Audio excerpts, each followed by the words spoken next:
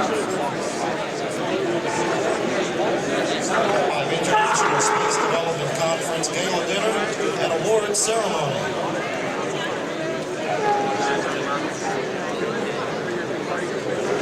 Ladies and gentlemen, please welcome, representing our host venue for this evening, the Associate Director of Collections and Research for the Stephen F. Udvar-Hazy Center, Dr. Ted Maxwell.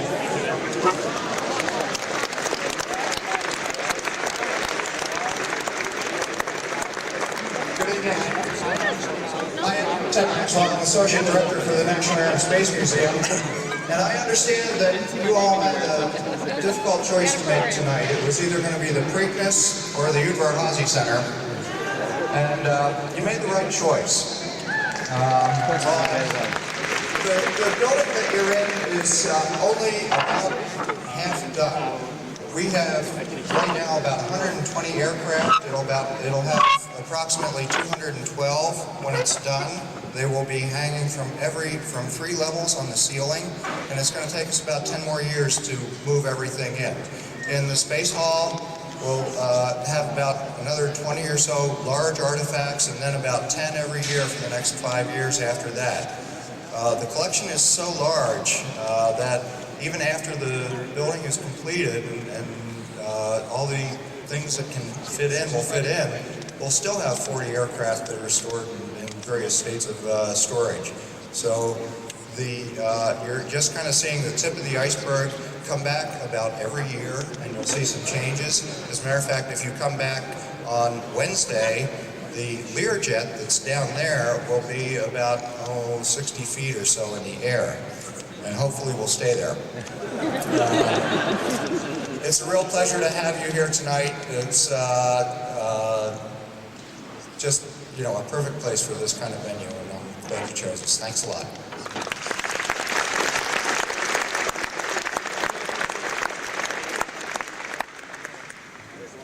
For the purpose of introduction and to offer his remarks this evening, please welcome someone who lives, breathes, and works for the National Space Society every day of the year, NSS Executive Director George Whitesides.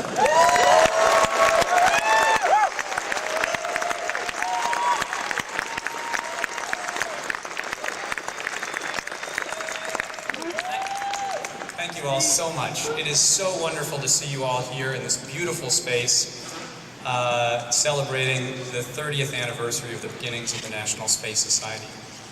It gives me great pleasure to introduce the next speaker, Mr. Hugh Downs. Mr. Downs serves as Chairman of the Board of Governors and an ex officio member of the Board of Directors for the National Space Society. Mr. Downs is retired now from his life on the air, and we all know him as one of the most respected and recognizable personalities in television history. Beginning in Lima, Ohio, he began his career in broadcasting as a radio announcer. After serving in the U.S. Army, broadcasting welcomed him back, and he went on to be a part of the team that launched The Tonight Show on NBC and served as the host of the daytime show Concentration. Retired, however, may not be the best word to describe Mr. Downs. Along with being dedicated to serving and promoting the National Space Society, he also serves as Chairman of the Board for the United States Committee on UNICEF, Trustee for the Menninger Foundation, and has served as a member of the NASA Advisory Council. He continues to lecture throughout the United States on a wide range of topics, including quality of life, energy, the role of communicators in our society, and of course, the exploration of space. We are all proud to have him as a spokesperson and a member of our NSS family. Please welcome with me the Chairman of the NSS Board of Governors, Mr. Hugh Downs.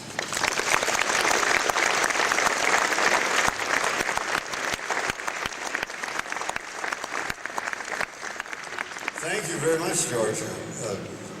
What a wonderful place. I'm kind of overwhelmed because I had known about this, but this is the first time I've been inside this museum, and it is some place to have a meeting like this, I'll tell you. A special thanks to everyone at the Smithsonian for being co-hosts for tonight and placing us in the midst of our nation's history. I don't know about you, but every place that I look brings back memories of times and places and events in the lives of every citizen in the United States that were really special to all of us. Even many of them may have been learned in a history class.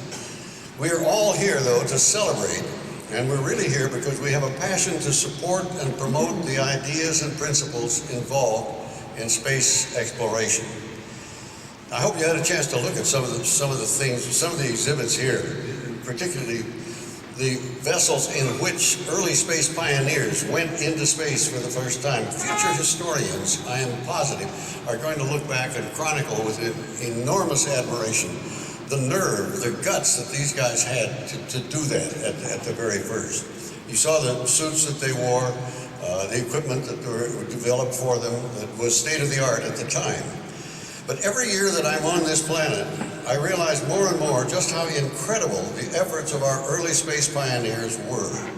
Those who are taking the reins today are raising the bar of excellence even further. Many of you remember those pre-launch moments of the Mercury or Gemini or Apollo missions. You know, to those of you who remember and mourn Apollo 1 and Challenger and Columbia, did you imagine at those times that we would be staring at crystal clear pictures from Mars or sending citizens into space who are not astronauts?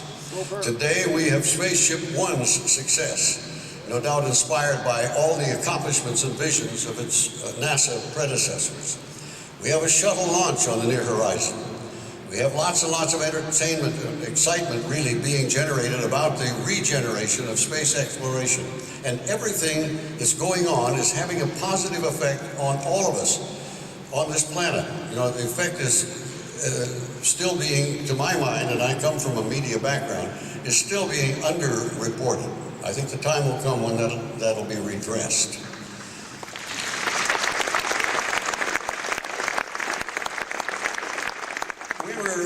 Reminiscing at a noon meeting I had of the Board of Governors about human intellect reached its peak and has held for about 150,000 years since we have been Homo sapiens sapiens.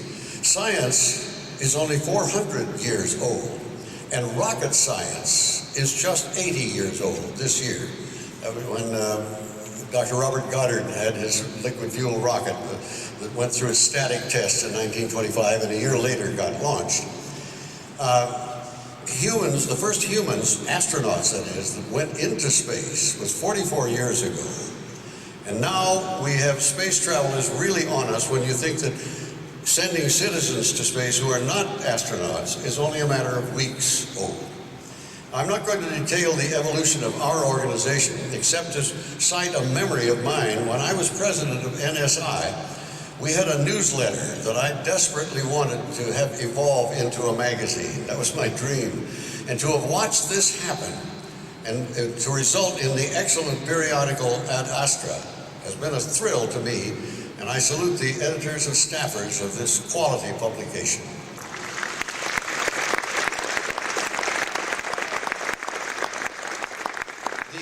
That each of you make to come to the ISDC, to maintain your membership with NSS, to share your passion with others is important to the future success of our organization and important to the preeminence of our country in this field and of human progress as a spacefaring species.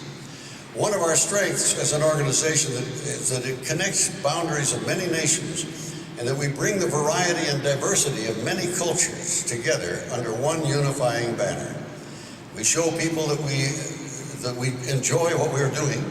We raise awareness, we spark interest in all matters relating to space exploration.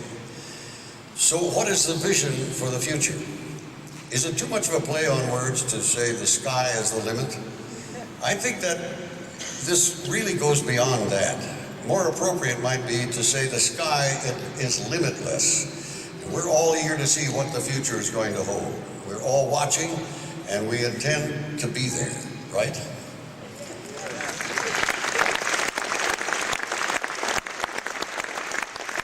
Your Board of Governors wants all of you to know that we are dedicated to maintaining the passion that is shared by every member of our organization. We, as your representatives, are inspired by you. It's been wonderful, the conference this week. Congratulations to Chairman Bob Goetz and his committee for hosting us.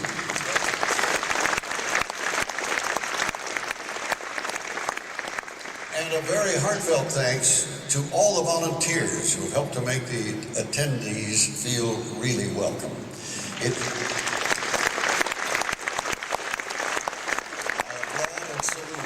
I think it's going to be fun tonight as we share our time together in this beautiful museum in the shadow of our nation's capital.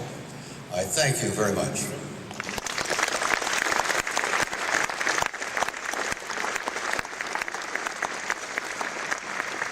Please welcome, representing our 2005 ISDC presenting sponsor, Transformational Space, Chief Executive Officer David Gump.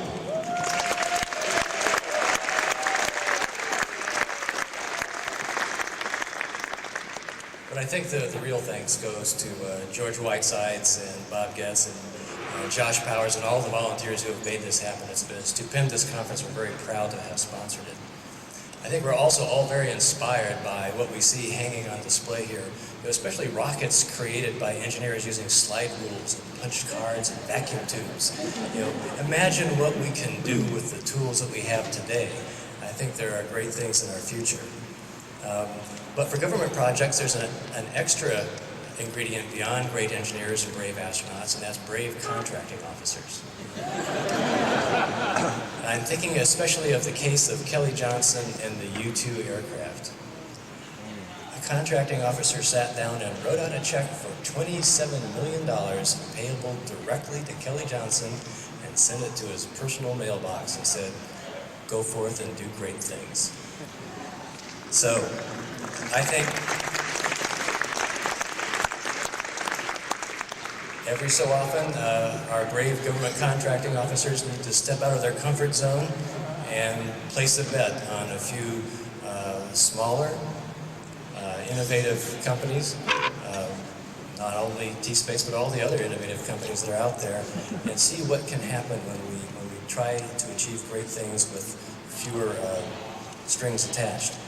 Well, as I said, we're very honored to have sponsored this conference and to have a chance to display our CXV mock-up down at the Sheraton National. It's available one more morning, Sunday morning, for you to all go see. And as our parting thank you to everyone, we have a great poster created by Mark Maxwell, which you can pick up on your way out. It's really fabulous. Thank you.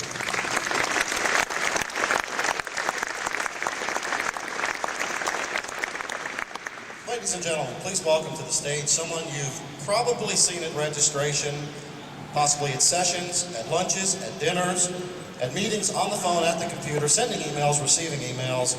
He's pretty much been everywhere working on a vision to make this conference a great and memorable event for all of the delegates.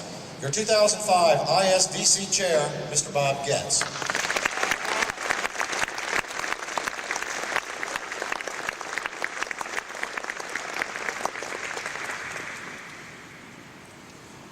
Thank you very much. I want to take a few minutes and welcome some very special people that have joined us here this weekend. First of all, again, to welcome a great man, somebody that I grew up, don't want to make you sound too old, but grew up watching on television and then got a chance to meet a couple of years ago. A great man, Chairman of our Board of Governors, Mr. Hugh Downs.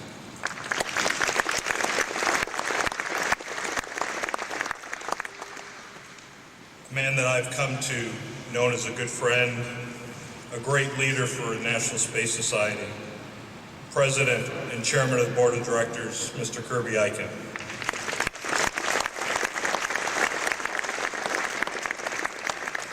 Principal Investigator for Mars Exploration Rovers, Dr. Steve Squires.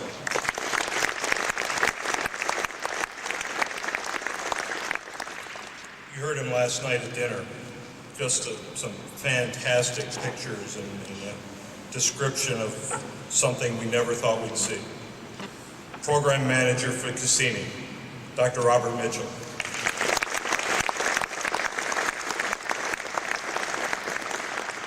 From Vulcan Incorporated, Michael Nank.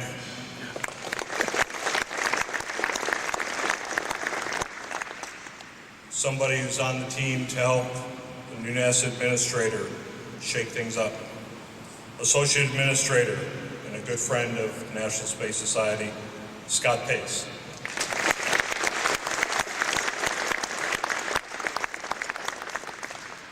From our friends across the pond, the European Space Agency, Dr. Boris Smeds.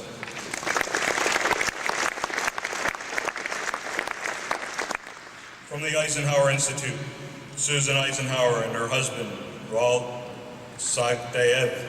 Did I mess it up too bad? I apologize if I messed it up. The man who kind of has opened up a new era in space. The chairman of the X Prize Foundation, Dr. Peter Diamandis.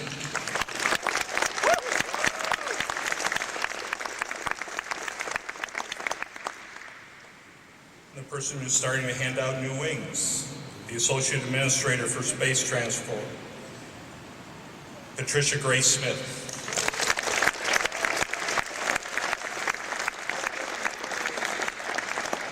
Another one of those people I grew up watching on television and got a chance to meet finally. Apollo 8 astronaut and chairman of the B612 Foundation, Rusty Schweikert.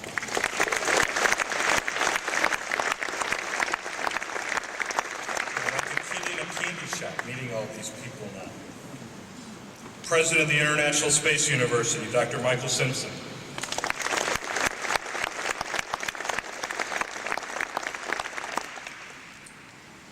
Pioneer of the space movement, Conrad Dannenberg.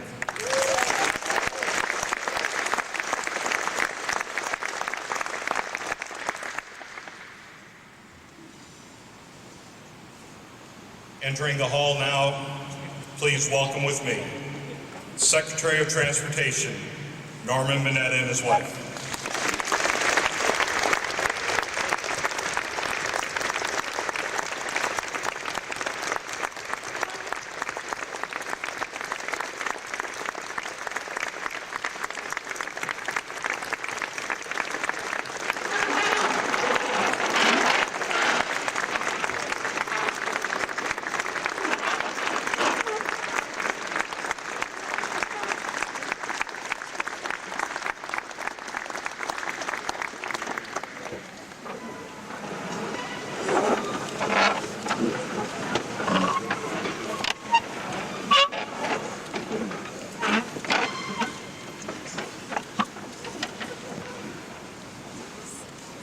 Man I got to know when we were first putting together some of the programs for this conference. We put together a great program in space history and then had some health problems, and I'm glad to see him here tonight because he just put together a great program on space history.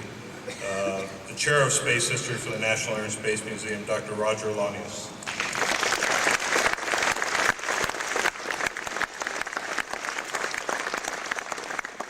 Somebody who promises to open up a whole new way of space. The president of Virgin Galactic, Mr. Will Whitehorn.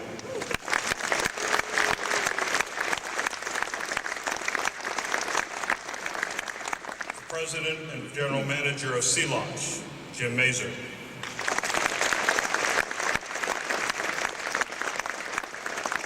The CEO of Space Adventures, Mr. Eric Anderson.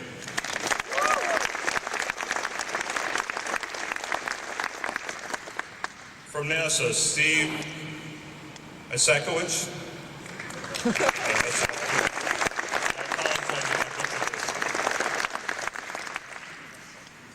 And the White House liaison for NASA, JT Jazierkasi. I messed that up bad. I am very sorry. Blame it on George.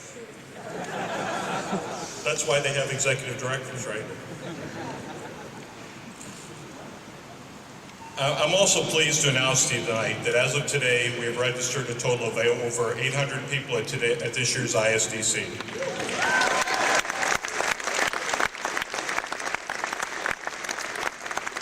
They represent 13 countries, including 35 states from the United States, and the countries of Australia, Canada, France, Germany, Italy, Japan, South Korea, Sweden, United Kingdom, China, Russia, and I wouldn't want to leave out Brazil.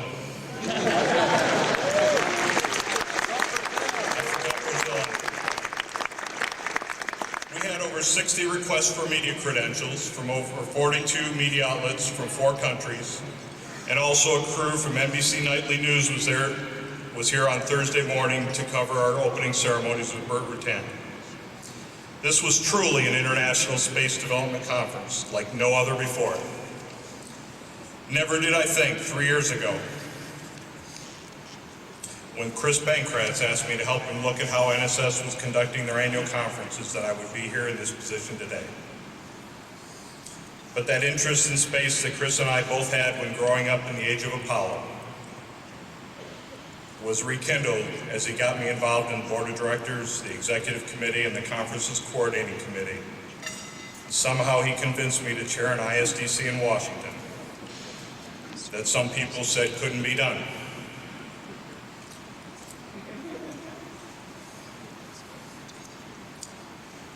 Then when Chris found out he had cancer, I didn't want to go on with it, but he wouldn't hear of it.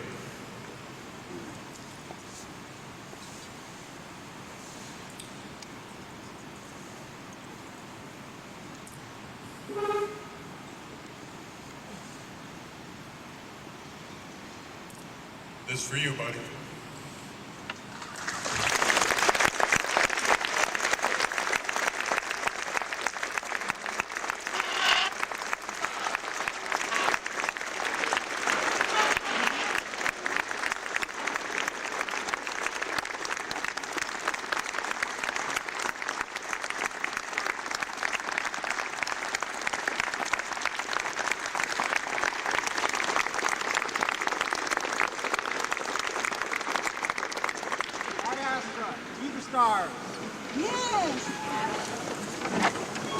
But you know, as I've been walking through the halls of the hotel this weekend and around this great facility this evening, so many people have told me what a great job I've done.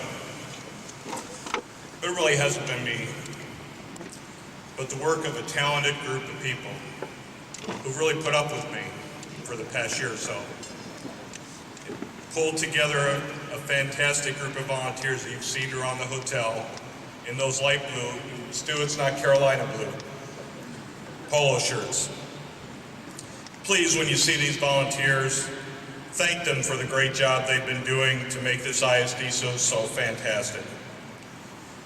But I do want to thank a few people who really helped to make a lot to make this ISDC so special to everyone. First, I want to thank Yvonne Penny and her team from Toronto, and Kent Murphy and his team from North Texas. Both teams who are helping us out and also learning while they're competing to earn the right to do the ISDC in 2007. May the best team win.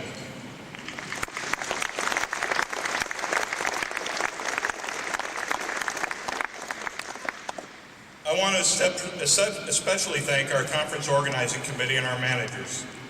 Programming manager, Dr. Kent Miller, communications manager, Jeff Faust, business manager, Stu Monis, the voice behind the curtain, operations manager, Josh Power, the guy who really makes everything at the hotel run. And I want to give special recognition to volunteer coordinator Bart Leahy, because he's the one we always turn to when something needs to be done, and it isn't, and we need someone. But I need to give some special thanks to one person who, you know, although I give him a lot of pressure and heartburn, I blame him for a lot of things over the past year, and I yell at him a lot. But really, without this young man, this conference would not have been the success it has been. Please recognize with me the Executive Director of the National Space Society, Mr. George Whitesides.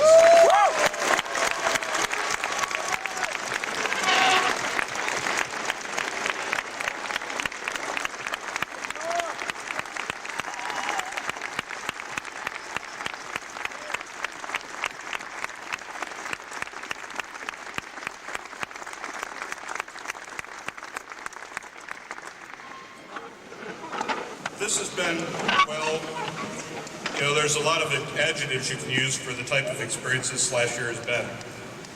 But, well, I can say I would not trade it for anything. I've met so many people I never thought I would have met, and made friends I will treasure for a lifetime. Whatever the future brings for me, I thank you for the opportunity to serve as chairman for this ISDC, and I hope you enjoy the rest of the conference. Thank you.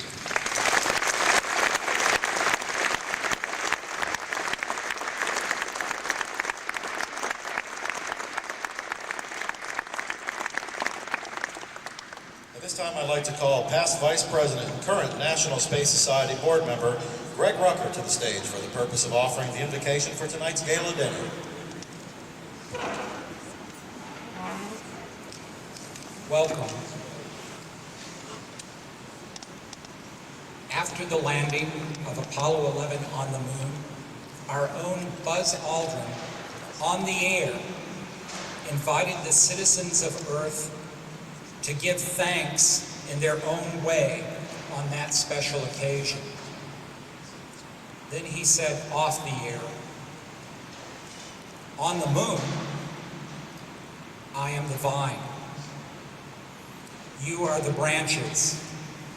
He that abides in me, and I in him, the same brings forth much fruit. For without me, you can do nothing." Tonight, we have the opportunity to share not only our common interest in space exploration, but also fellowship and a meal with citizens of the Earth from around the world. You are now invited to give thanks in your own way for this great conference, this food we are about to eat, and the fellowship we continue to share in advancing the exploration and settlement of space. Amen.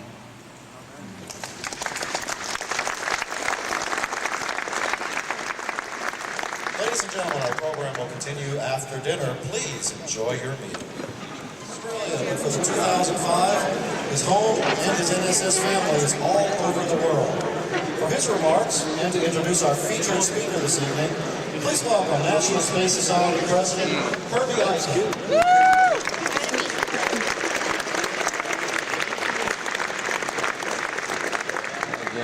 Good evening, ladies and gentlemen, and distinguished guests. It's my great pleasure and an honour to have the opportunity as both President and Chairman of the Board of the National Space Society to add my welcome to all of you here tonight. And hasn't it been an extraordinary evening?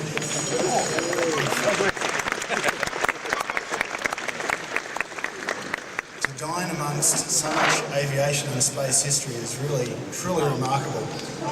And I think it's just a lovely way to sum up this wonderful conference that we've all been experiencing for the last 3 days. We've heard a range of amazing presentations, everything from the new space exploration vision through private spaceflight and space tourism. There are so many amazing, exciting things going on in the space world. And we at NSS and all of you here participating in this conference are playing a vital and important role in bringing the future of our space future to reality. To do that, it takes a lot of different people, and I have a few extra people to add to thank this evening. But it's incredible that we have so many people from as many different countries, as Bob mentioned earlier in the evening. And we have speakers, delegates, general attendees, members who've travelled from all around the world to be here this evening. But as I note, there are certain people who've been instrumental in helping this conference, and people of very significance that we would like to note this evening. We have a short list here, so I'll try to give note to everyone, but if I've left anyone out, please forgive me. With NASA, as we've heard before, Scott Pace is here representing NASA, and we thank him for his support for the conference. Frank Schoengert and Barry Epstein from the NASA Innovative Partnerships Program. David Gump from Transformational Space, or T-Space as it's better known, and our featured supporter for this evening. Woody Lee from Raytheon. Pat McKenzie from Lockheed Martin, Bob Bosek from the Boeing Company, Brett Biddington from Cisco Systems, another one who's come all the way from Australia, Steve Durst from Space Age Publishing, Eric Anderson from Space Adventures, Mark Bitterman from Orbital Sciences, Joanne Welsh from Analytical Graphics, and last but by no means least, Beth McKnight from the NASA Research Partnership Centres. As I say, these are all very important people in helping this conference be the success that it has been, and we're thrilled to add our thanks to those people.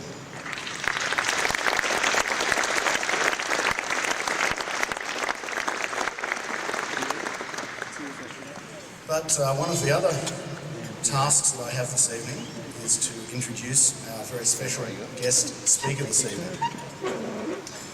Norman Mineta became the 14th US Secretary of Transportation on January 2001. He was the first Asian American cabinet member during the Clinton administration and the first cabinet member to transition directly from a Democratic to a Republican cabinet.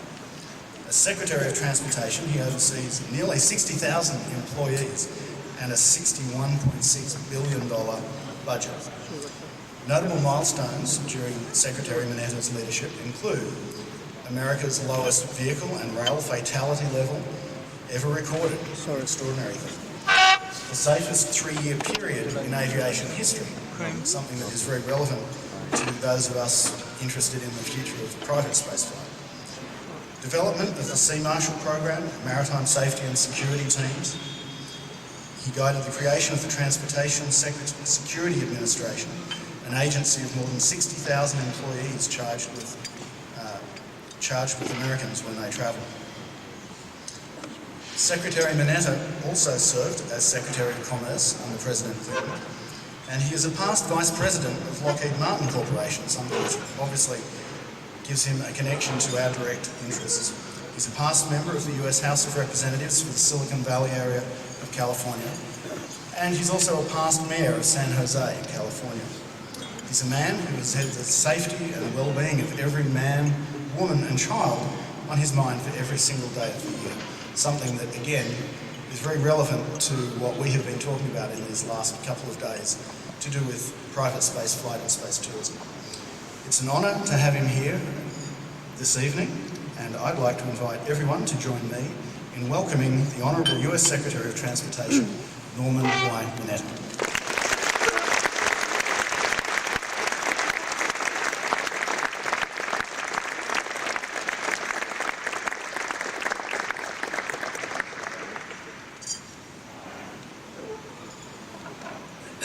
Kirby, thank you very, very much for your very gracious introduction. But more importantly, thank you for your leadership and commitment to the goals of the work here at the National Space Society. And I'd like to thank all of you for your participation and for taking time from your own very busy schedules to participate in this 24th ISDC. I especially want to thank Mr. Downs for his role as a member of the Board of Governors of the National Space Society, as well as former job that he had as a member of the NASA Advisory Council. So again, thank you very, very much for your continued interest and participation on things relating to space. This has been quite a week for all of us who are fascinated and intrigued by space.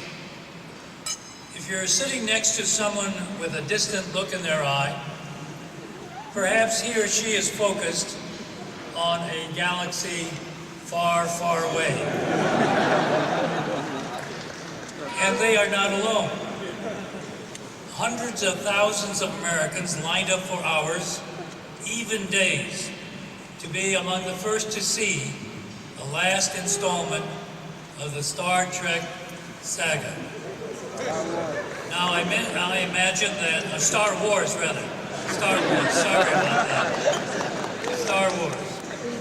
And I imagine that there may even be a few people in this room who were at those midnight openers, unable, there's a hand that's going up, I see hands going up, to wait for the Thursday evening, who couldn't wait for the Thursday evening showing that the National Space Society had arranged.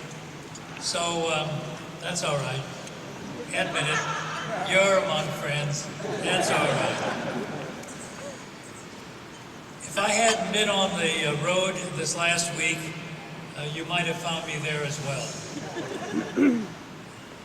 As you look at the public's reawakening interest in space, marked by the Star Wars box office success, and sparked by the X Prize competition, and Cassini's arrival at Saturn, this could not have been a better time event. It coincides with the emergence of a new class of space entrepreneurs and inventors, and with the Bush administration's shift in national space policy to encourage private sector participation. Now, one could spend a lot of time sorting out the chickens and the eggs, but it is clear that these three trends are mutually supportive and that they are combining to make rocket space exploration, space transportation, and space travel to achieve new heights and levels previously unknown in this galaxy. Now, as we arrive at this juncture, I believe that we are very fortunate to have a president who has welcomed burgeoning private sector interest in space transportation with open arms. Last year, President Bush issued a number of policy directives outlining his strategy for space. And his new vision for space exploration promotes commercial participation in expanding human and robotic exploration. The President's recent directive on space-based positioning, navigation, and timing advances our efforts to modernize the global positioning system. And finally, a new national space transportation policy, the first update in a decade, sets clear objectives to improve the reliability, the responsiveness, and the economic efficiency of our nation's space transportation capability. It is significant that this new policy is the first to mention commercial human spaceflight by name, and that the policy includes a strong embrace of commercial space transportation.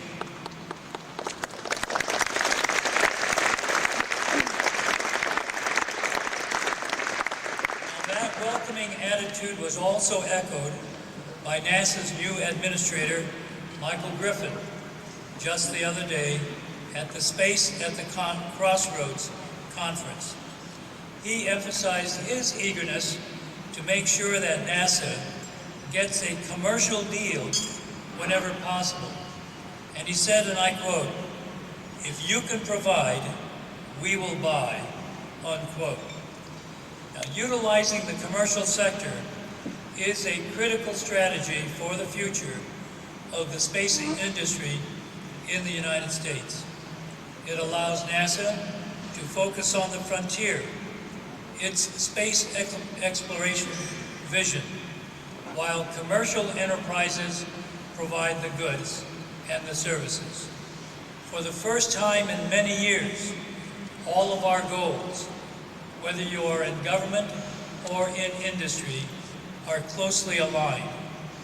NASA needs low-cost, reliable space transportation to transfer both cargo and crew to the International Space Station. And as the country looks to resume the exploration of the moon and an eventual expedition to Mars, the United States is going to need private sector launch capability.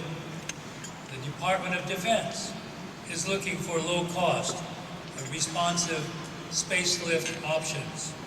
And of course, Virgin Galactic, Space Adventures, and others are champing at the bit to get the first tourists into space.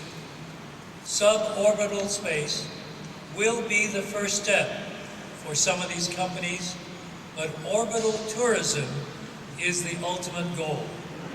We have entered a new era where entrepreneurial space businesses are being unleashed to do what American businesses do best, to innovate, to create, and to drive quality up and cost down through the efficiencies of the marketplace. As an old space hand, dating back to my days as co-chair of the Congressional Space Caucus and my service on the Space Subcommittee of the House Committee on Science and Technology, I am enthusiastic about the Department of Transportation's growing involvement in space.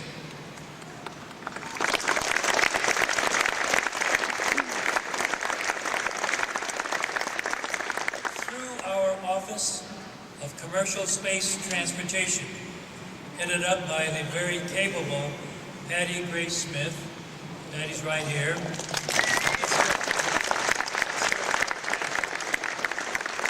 Commercial licenses for a manned reusable launch vehicle was first done in 2004. And I know that we have now had 171 safe launches without any incident. And last year brought the first inland spaceport license ever granted to a launch re-entry site operator in the United States. And more states are seeing the potential and working to attract and develop new launch capabilities in their own states. We're setting the ground rules for the eager adventurers who want to become our first space tourists. And next week, at the Commercial Space Transportation Advisory Committee, we will be having our meeting here in Washington, D.C. And we will, at that time, unveil a new set of guidelines for experimental permits that will shorten the time and lessen the burden on launch vehicle developers, much like the aviation community has for experimental aircraft.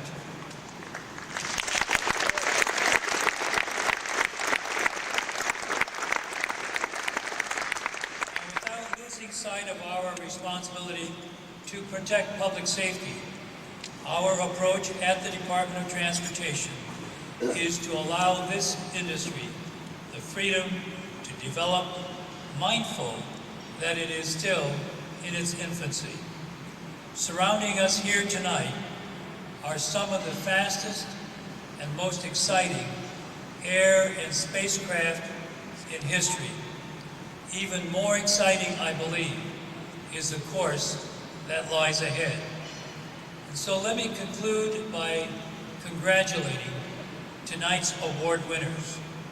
They are prime examples of the outstanding talent in both government and the private sector that has poised us to make the next giant step forward in space transportation.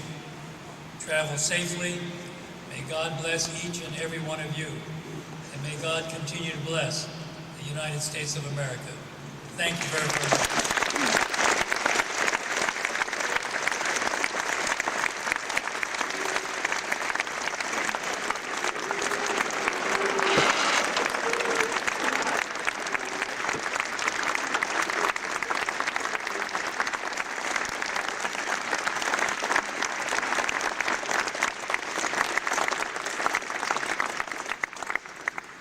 Mr. Secretary, on behalf of the National Space Society, we want to thank you for coming out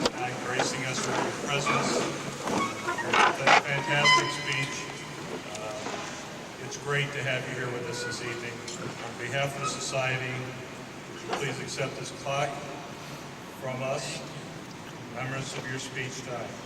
It's my honor to be here. Thank you, sir. Bob. Thank you.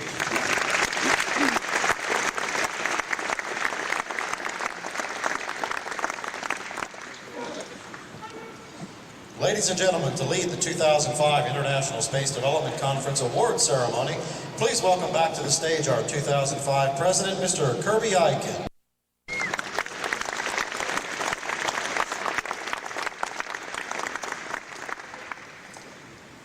Well, thank you. And again, I'd like to extend my thanks also to the Secretary. Now, the awards presentations are always an important part of the awards, the Gala Banquet, and the National Space Society, being both an activist organisation and one with that requires people beyond its activists out there in industry, in academia, in the commercial world. We need people who share our vision and who aspire to the same dreams that the National Space Society stands for. So it's my pleasure to have the opportunity to be awarding or handing out and talking about the major awards. We have, of course, given some of the activist awards and chapter awards at the previous evening's presentations. But tonight we're talking about the Space Pioneer Awards. And the Space Pioneer Awards recognise those individuals and teams whose accomplishments have helped to open the space frontier. The awards are divided into a number of categories, such as media, space business, legislators, scientist engineers, and space activist of the year. The intent is to recognise those who have made significant contributions in different fields of endeavour, those contributing towards developing a spacefaring civilization which will establish communities beyond the Earth. The award itself, which you probably can't see, but you'll see them when we present them, the award itself is a rendering of the moon in pewter, created by the noted artist Don Davis and produced by the Baker Foundry in Placerville, California. Now, the moon may not at first seem to be an appropriate choice to represent the spirit of a space pioneer. However, the choice of the moon becomes clearer when you think that in almost any scenario involving human expansion into space, development of the moon's resources is a requirement. These awards are given to recognise the pioneering spirit, not just to those who wish to see, or to hear, or to talk about what is over the next hill, so to speak, but for those who strive to make what is past that hill a place where people have the opportunity to go and make a life for themselves, the things that are really at the core of what NSS stands for. All our Space Pioneer Award winners have demonstrated that pioneering spirit in many ways and in many fields of endeavour. Our first award recipient is an individual who, after making a career and a fortune founding a certain startup company called Microsoft, chose to apply his energy, talents and funds in ways that change and improve the way people live and learn and work and experience through the arts, education, entertainment, sports, business and technology. He saw the potential in a project started by another pioneer in aviation, Bertie Tan, who of course was the recipient of our Von Braun Award this year and at our opening ceremony for the conference. And our recipient funded the design and development of Spaceship One. Of course, I think by now you already all know who I'm talking about. But of course, Spaceship One successfully and safely completed 3 suborbital missions to win the $10 million Ansari X Prize just last year. Now, working with another pioneer and entrepreneur, Sir Richard Branson of Virgin Atlantic, our award winner is working to develop the world's first privately funded spaceships, dedicated to carrying commercial passengers on space flights. For his contributions to expanding the opportunities for ordinary citizens to live and work in space, we award the 2005 Space Pioneer Award for Business and Entrepreneurship to Paul Allen. Accepting on Mr. Allen's behalf would be Mr. Michael Nank, so I'd invite him to the podium.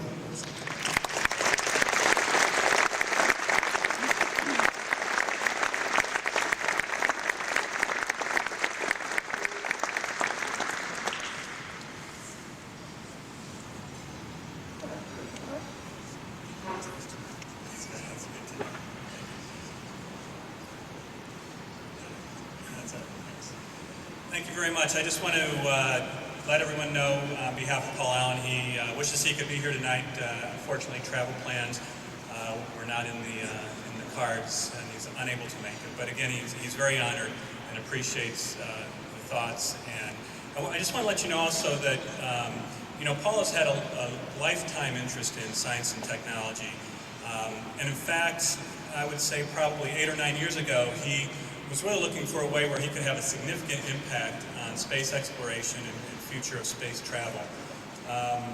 At that time, he was talking to some friends, and somebody mentioned, if you're going to do something of significance in this field, the one person that you'll really want to hook up with is Bert Rutan. So sure enough, after several meetings, Bert and Paul joined forces, and as you know, the last several years, Paul and his team at Vulcan have been working closely with Bert Rutan and Scale Composites to get us to where we are today. And as you mentioned earlier, now we're looking forward to Virgin Galactic as they take the ball and push the envelope even further for space exploration. So I just wanted to again say thanks on behalf of Paul. Also, I wanted to say thanks to George. I worked closely with George over the last several weeks, and he's a great guy, and you guys are lucky to have him. But again, thank you very much.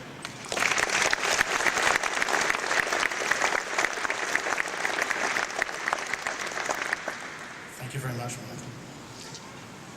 Our next space pioneer is a person of many impressive accomplishments, and this particular award, I think, also is going to highlight the fact that we are an international society with international aspirations and requiring people from all around the world to be participants. Our space pioneer is he's both in his native Sweden at the European Space Agency in Darmstadt, and has had many accomplishments. Early on in his life, he became interested in radio communication and did experiments with shortwave antennas and old radio sets. This led him to a technical education at the Lund Institute of Technology, from which, he would be receiving an honorary doctorate this coming week in Sweden.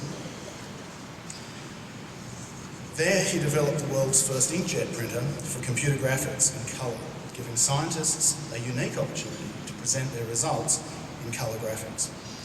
He later joined what is now the European Space Agency in Darmstadt, Germany, where he led the development of different systems for telemetry, telecommanding, and ranging for many satellites and ground stations, including the ESA Giotto satellite, which of course encountered Halley's Comet in 1986, and the Earth Resource Satellite ground station in Kiruna, Sweden. Today, he is the head of the system section for ESA's network of ground stations, where he leads the system design and implementation for future satellite projects. But what makes this individual particularly appropriate for the Space Pioneer Award for Science and Engineering, however, is the following. In 1998, he was asked to test the communications between the Huygens probe and the Cassini spacecraft, and to verify the data flow back to the control center in Darmstadt. Cassini had already been launched in 1997, and it was on its way to Saturn and its moon Titan. Through his tests at the JPL Deep Space Network ground station at Goldstone, California, he determined that due to a Doppler shift, there was a deficiency in the communications link based on an error on some incorrect programming. With no prospect of reprogramming the link in flight, all the Huygens mission data would have been lost. Thanks to his early discovery of the error, the problem was fixed through a spacecraft trajectory change that reduced the Doppler shift of the radio signal. Because of this, the Huygens probe landed on Titan January 4th this year, and it was a great success. We honour this individual tonight for his pioneering work and perseverance in ensuring the success of the Cassini-Huygens mission to Saturn and Titan.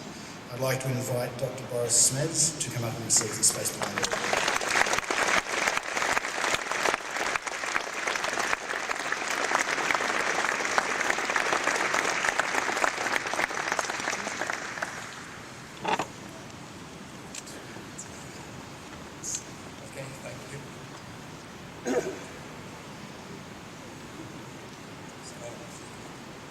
Try to keep it very short. I'd like to say a few words. I would like to go back a little bit in history. We have had sessions of history during this conference also, and it was actually 350 years ago the Dutch scientist Huygens improved a telescope and he discovered Titan. And I make another jump in history, and about 1888 there was another scientist who discovered that you can transmit radio waves. It was Heinrich Hertz. Without his discovery, we would not have been able to transmit any information from the satellites. And it was actually so that Heinrich Hertz, the brother, and his brother's grandson was actually my professor at the university in Lund. And there I learned that if you want to find out how things really are, you have to measure. It was a department of electrical measurements. And I think he has a bit of, I have to thank him also that I continued to say, I have to measure things to see that they really work. And then a lot of scientists then in 1982 proposed to go to Titan. And then when I made these tests from Goldstone, I was thinking of these scientists. They have to get their data down. And I'm very glad that I could contribute to the Huygens project to discover this error in time so that the orbit could be corrected and all the data could come down to Earth in a safe way. And I thank you very much for giving me the honor to receive this award. Thank you.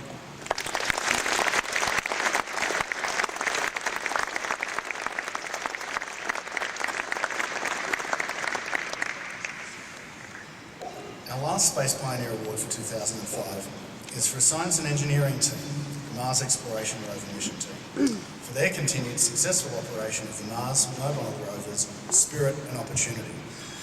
And who in this room or who in this world could not be aware of what those missions have achieved? This mission is managed for NASA by the Jet Propulsion Laboratory in Pasadena, California, and involves scientists all over the world. We celebrated their success in landing the 2 rovers in Mars in January of 2004 and sending back pictures and data about Mars's geological features and composition, and in continuing to educate the public about the mission and its accomplishments. And really, what greater ambassador for the concept of exploration could they be? The purpose of the rover's mission is to assess the history of environmental conditions at sites on Mars that may once have been wet and hopefully favourable to life. The world continues to be inspired by pictures taken by these 2 rovers on Mars, which are still gathering data about the red planet far beyond their expected lifetimes of 90 days. In fact, an interesting fact that you can find by going to the JPL website is that Spirit has lived a total of 402 sols or days beyond its warranty, and Opportunity has gone 381 sols beyond its warranty. The creativity, innovation and inspiration offered by the Mars mission team and the experiences and insights that they present for future exploration and human expansion to other planets are why we honour this team with our Space Pioneer Award tonight. And I would like to, in accepting the award on behalf of the team is Dr. Stephen Squires, who we have seen at the conference of Cornell University, the Principal Investigator for the Science Payload. So I'd like to invite Dr. Squires to accept the Space Pioneer Award.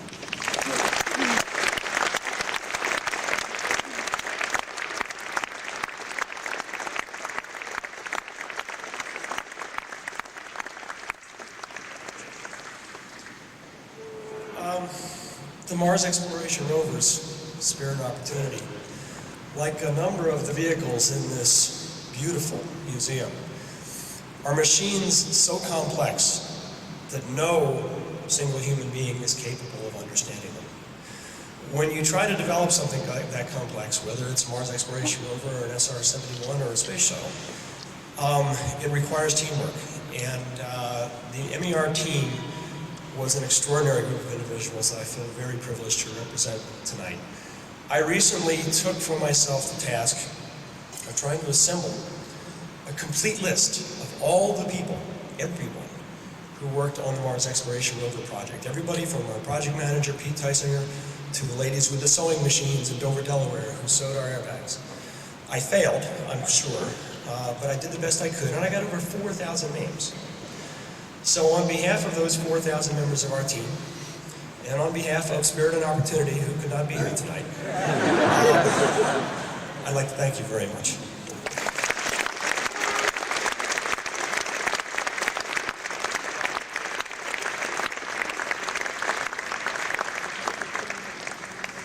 I always enjoy being involved in the awards because it's such an important part that we celebrate those who've done so much to help advance our cause, whether it's scientific or commercial achievement or the activists and their achievements, the volunteers and those, all of whom must come together to make the space future that we all live and dream for. So let's have one final round of applause for all of our space pioneers tonight.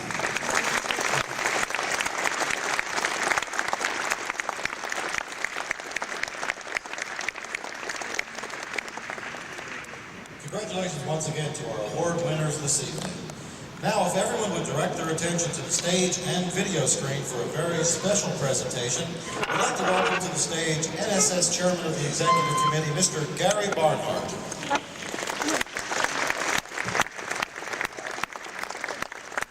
Thank you all for coming here this evening. One of the challenges we faced in the leadership of NSS was to try and figure out how to best commemorate the 30th anniversary of the founding of our founding organizations. The consensus was reached that we would host this gala and use this opportunity to speak to what has been done thus far in the quest and how we will carry our society forward into the future. The society was forged from the union of the National Space Institute, which was dedicated to extending the work of Wernher von Braun, and the L5 Society, inspired by the work of Dr. Gerard K. O'Neill. They were engineers and scientists whose work fundamentally changed how people thought about space. Our legacy is drawn from the visionary souls who dared to dream and lent their efforts to seeing those dreams made manifest. From our earliest efforts with Project Mercury, to Gemini, to Apollo, we were awakened to the possible. We were given the opportunity to view the cradle of our civilization from a different perspective. We've seen one small step for a man, one giant leap for mankind.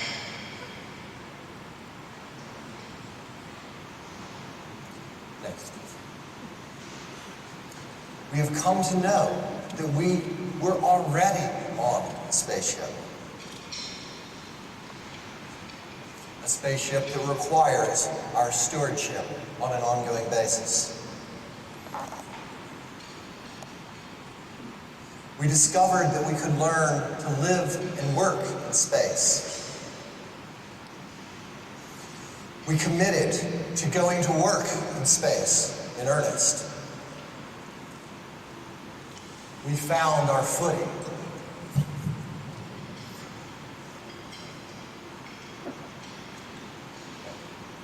We established that astronauts and robots could and must work together.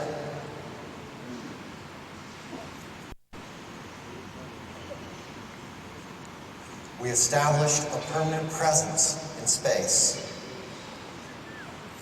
We have grown to know our neighboring worlds in increasing detail.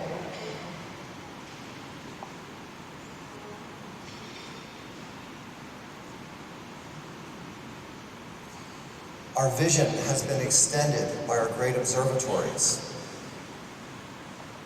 We have extended our quest for knowledge to the edge of creation.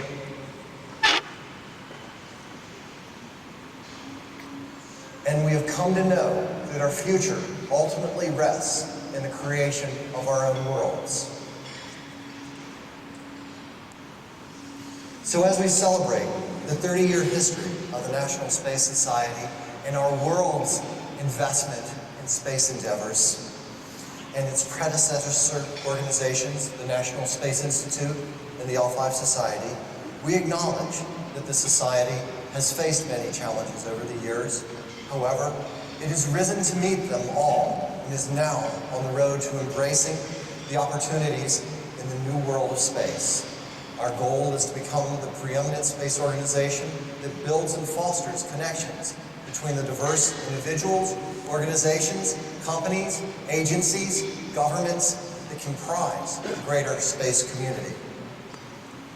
Our society's efforts to blaze the path to a spacefaring society have already made a difference, but there is much, much more to do. We live in interesting times, as the old Chinese curse goes, times filled with both crises and opportunities in full measure. Let us go forward as a community to boldly architect the future we wish to see come to pass.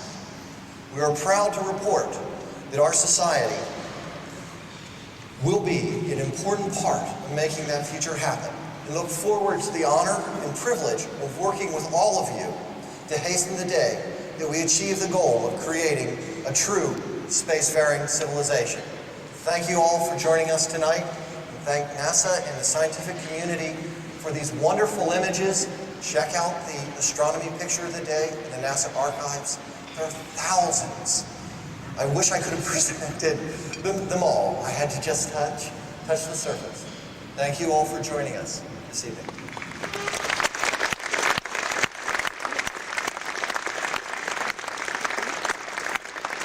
Ladies and gentlemen, that concludes the program of the 2005 ISDC Gala. We hope that everyone has had a fantastic evening. Thank you to all of our speakers, presenters, and participants. Thank you to John Serig for providing the music for tonight's program. And a very special thank you to Gala Chairman Barbara Escobel and all the volunteers who helped make the Gala possible.